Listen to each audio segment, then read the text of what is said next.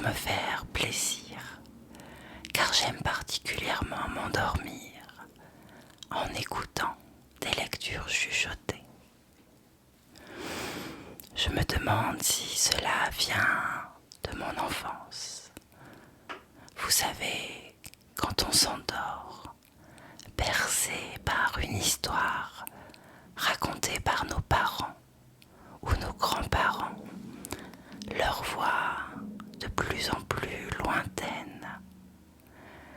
Peut-être d'ailleurs que ce sont eux qui baissent volontairement leur tonalité, leur volume, afin de nous aider à plonger dans un délicieux sommeil.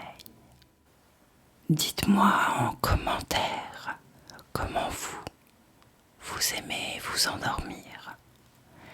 Et si vous le faites avec des lectures chuchotées, si vous appréciez ce format, dites-moi quel type de lecture vous souhaitez que je vous fasse.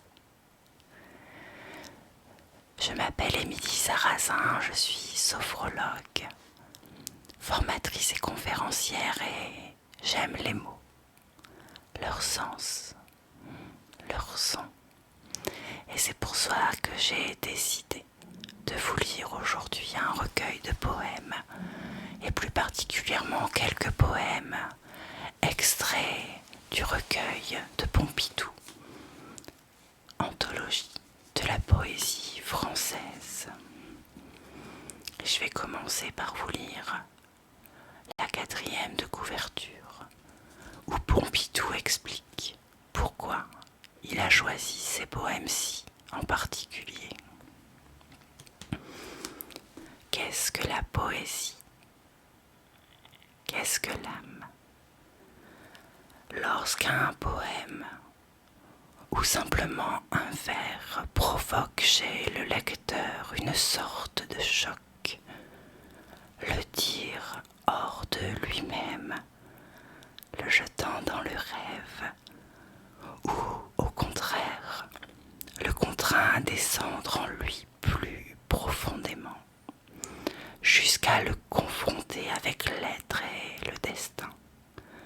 À ces signes se reconnaît la réussite poétique. Telle est bien sûr l'ambition secrète et démesurée de tout auteur d'anthologie, nous dit Pompidou. S'il la commence pour lui-même, choisir tout ce qui lui paraît digne et capable de provoquer chez les lecteurs le choc de la beauté. Voilà l'objet de son effort. C'est dire qu'il se traduit lui-même, puisqu'il livre le secret de ce qui le touche. Il continue ainsi. Mon ambition est bien de donner ici l'essentiel de notre poésie, c'est-à-dire les plus beaux vers de la langue française, ceux que je trouve tels, sans doute, mais avec l'espoir qu'ils le sont vraiment. Ce livre m'a été offert il y a un peu plus de 25 ans par un ami de vacances. Et parmi les nombreux poèmes recueillis par Pompidou, je vous ai choisi à mon tour ceux qui me transportent le plus. Et nous commençons par un poème de Paul Verlaine, Le dormeur du Val. C'est un trou de verdure où chante une rivière, accrochant follement aux herbes des haillons d'argent, où le soleil de la montagne fière luit. C'est un petit val qui mousse de rayons.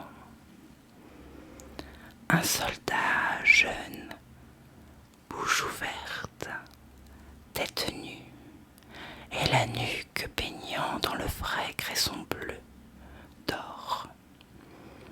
Il est étendu dans l'herbe, sous la nue, pâle dans son lit vert où la lumière pleut. Les pieds dans les glaïeuls, il dort, souriant comme sourirait un enfant malade. Il fait un somme. Nature berce-le chaudement. Il a froid. Les parfums ne font pas frissonner sa narine. Il dort dans le soleil, la main sur la poitrine, tranquille. Il a 2 trous rouges au côté droit. J'ai découvert ce poème lorsque j'étais en 3e. Ça avait été un réel choc, je me souviens. Je le trouve merveilleux. Et nous partons sur 2 poèmes de Paul Verlaine. Le premier, Mon rêve familier. Je pense que c'est mon poème préféré parmi tous. Mon rêve familier.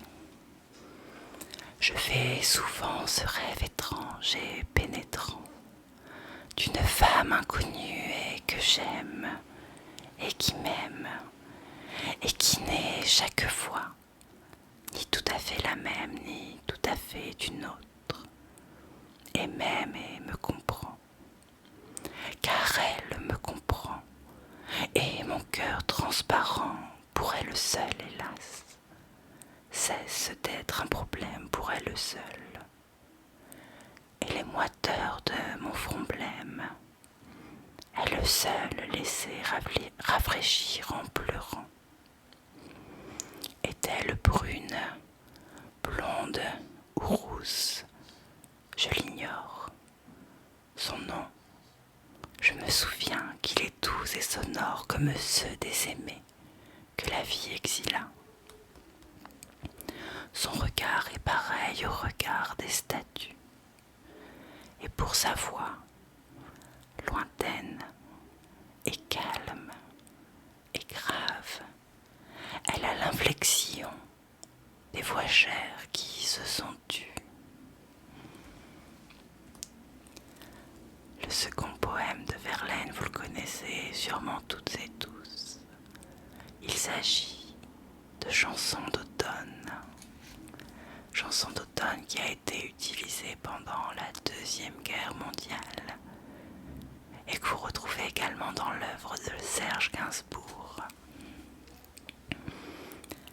Les sanglots longs des violons de l'automne blessent mon cœur d'une langueur monotone, tout suffocant et blême quand sonne l'heure.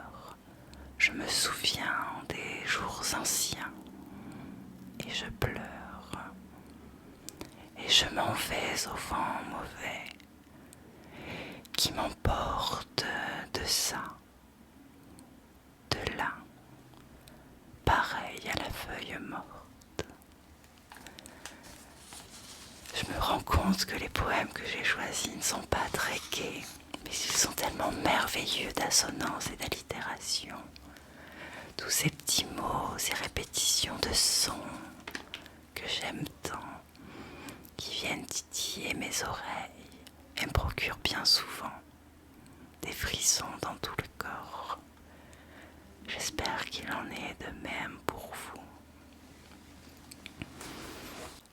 Le prochain poème que je vous ai choisi est un poème beaucoup plus moderne, puisqu'il s'agit d'un poème de Paul Éluard et qu'il s'intitule Liberté.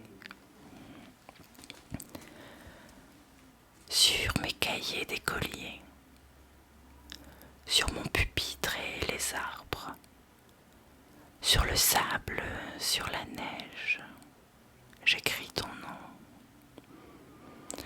Sur toutes les pages lues, sur toutes les pages blanches, pierre, sang, papier ou cendre, j'écris ton nom. Sur les images dorées, sur les armes des guerriers, sur la couronne des rois, j'écris ton nom. sur la jungle et le désert, sur les nids, sur les genêts, sur l'écho de mon enfance, j'écris ton nom. Sur les merveilles des nuits, sur le pain blanc des journées, sur les saisons fiancées, j'écris ton nom. Sur tous mes chiffons d'azur, sur l'étang, soleil moisi, sur le lac, lune vivante, j'écris ton nom. Sur les champs, sur l'horizon, sur les ailes des oiseaux, et sur le moulin des ombres, j'écris ton nom. Sur chaque bouffée d'aurore, sur la mer, sur les bateaux, sur la montagne d'aimante, j'écris ton nom.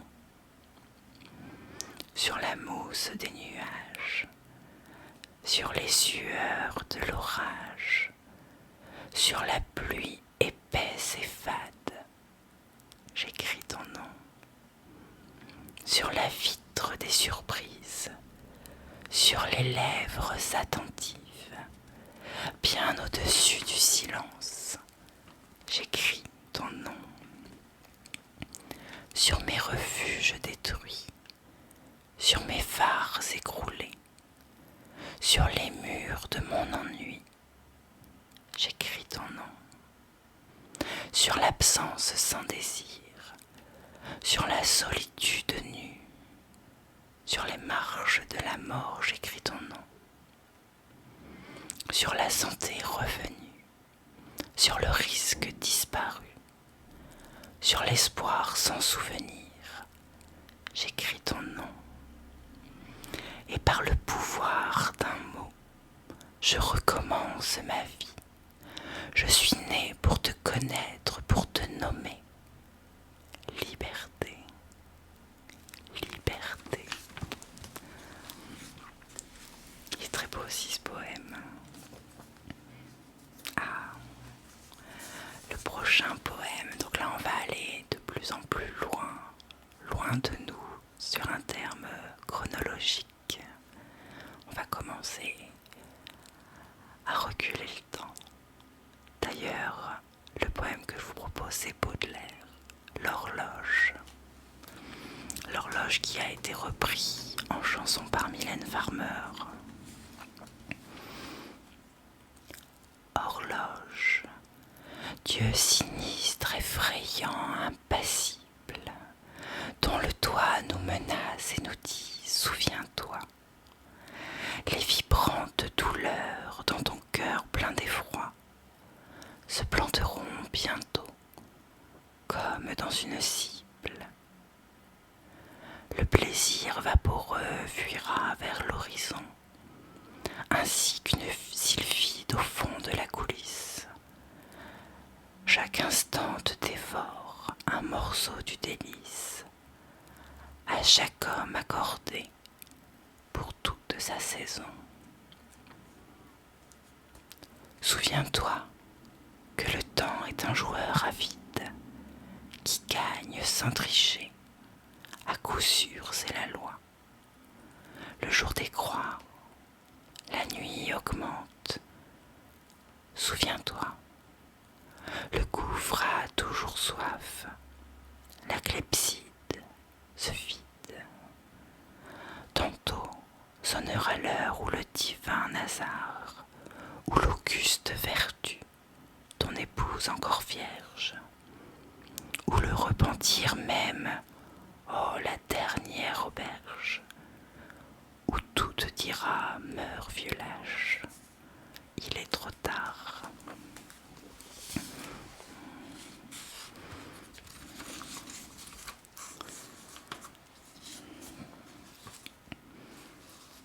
Pour le prochain poème, je vous ai choisi une œuvre de Théophile Gautier que je ne connaissais pas et que j'ai découvert en faisant mon choix. Alors je l'avais sûrement déjà lu et oublié. Fantaisie d'hiver. Dans le bassin des Tuileries, le cygne s'est pris en nageant, et les arbres, comme aux féeries, sont en filigrane d'argent. Les vases ont des fleurs de givre, sous la charmille au blanc réseau, et sur la neige on voit se suivre les pas étoilés des oiseaux. Au piédestal où court vêtu, Vénus coudoyée Phocion, l'hiver a posé pour statue la frileuse de Codion.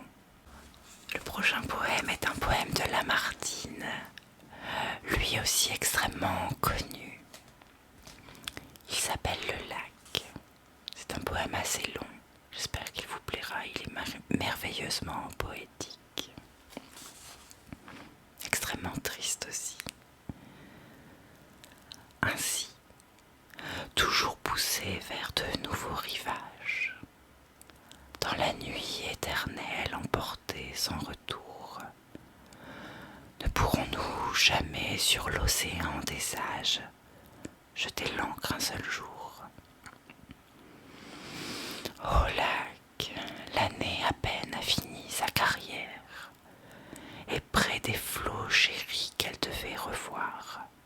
Regarde, je viens seul m'asseoir sur cette pierre où tu la vis s'asseoir.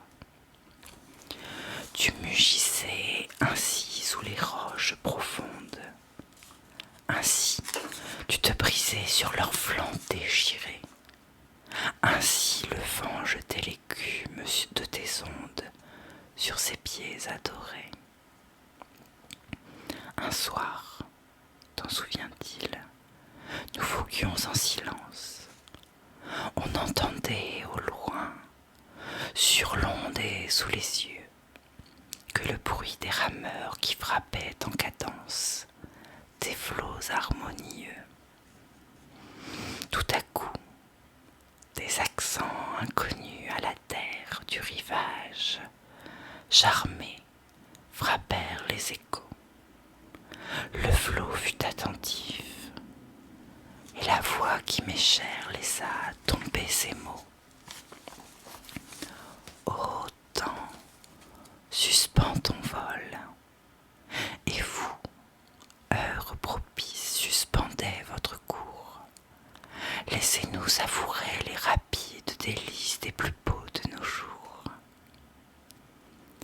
Assez de malheureux ici-bas vous implore, coulez, coulez pour eux. Prenez avec leurs jours les soins qui les dévorent. Oubliez les heureux. Mais je demande enfin quelques moments encore. Le temps m'échappe et fuit. Je dis à cette nuit, sois plus lente, et l'aurore va dissiper la nuit. Aimons donc, de l'heure fugitive, hâtons-nous, jouissons. L'homme n'a point de port, le temps n'a point de rive, il coule, et nous passons. Tant jaloux se peut-il que ces moments d'ivresse, où l'amour à long flot nous verse le bonheur, s'envolent loin de nous de la même vitesse que les jours de malheur? Et quoi? N'en pourrons-nous fixer au moins la trace? Quoi? Passer pour jamais? Quoi? Tout entier perdu? Ce temps qui les donna, ce temps qui les efface, ne nous les rendra plus. Éternité, néant passé, sombres abîmes, que faites-vous des jours que vous engloutissez? Parlez, nous rendrez-vous les extases sublimes que vous nous ravissez? Ô lac, rocher muet, grotte, forêt obscure, vous que le temps épargne ou qu'il peut rajeunir, gardez de cette nuit, gardez, belle nature, au moins le souvenir. qu'il soit dans ton repos, qu'il soit dans tes orages, beaux lacs, et dans l'aspect de tes riants coteaux, et dans ces noirs sapins, et dans ces rocs sauvages qui pendent sur tes eaux, qu'il soit dans le zéphyr qui frémit et qui passe, dans les bruits de tes bords par tes bords répétés, dans l'astre au front d'argent qui blanchit ta surface de ses molles clartés, que le vent qui gémit, le roseau qui soupire, que les parfums légers de ton air embaumé, que tout ce qu'on entend, l'on voit ou l'on respire, tout dise, ils sont aimés. Magnifique poème d'amour, d'amour perdu. Pour ce dernier poème que je vous propose maintenant, on va remonter très très loin, puisqu'il s'agit d'un poème de Ronsard.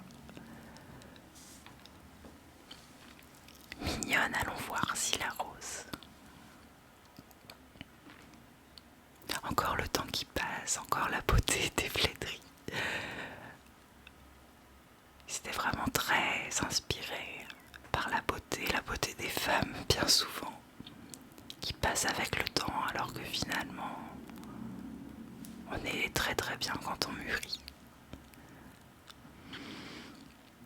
Mignonne, allons voir si la rose qui ce matin avait déclose sa robe de pourpre au soleil a point perdu cette vesprée, les plis de sa robe pourprée et son teint au vôtre pareil. Là, voyez comme un peu d'espace mignonne, elle a dessus sa place.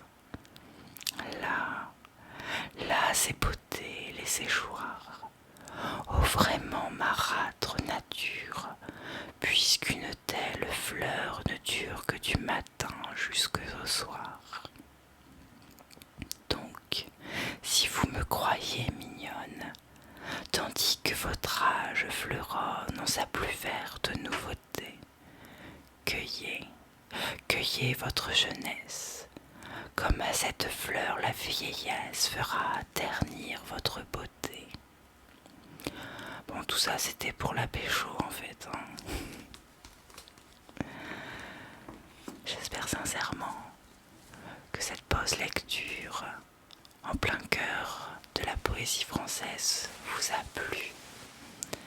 J'aimerais sincèrement que vous me disiez quel autre type de lecture vous souhaitez voir abordé sur cette chaîne, ou si finalement vous préférez les séances de méditation, de sommeil plus classiques.